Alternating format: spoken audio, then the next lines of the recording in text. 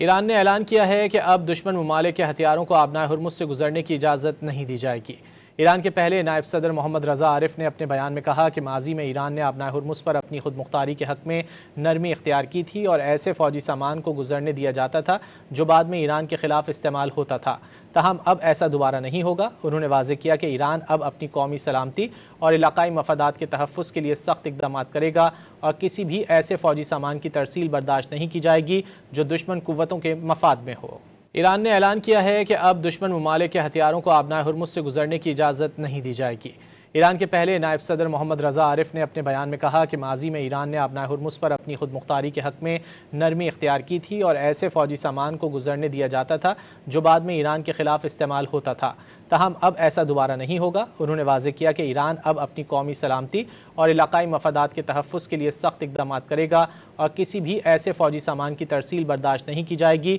جو دشمن قوتوں کے مفاد میں ہو۔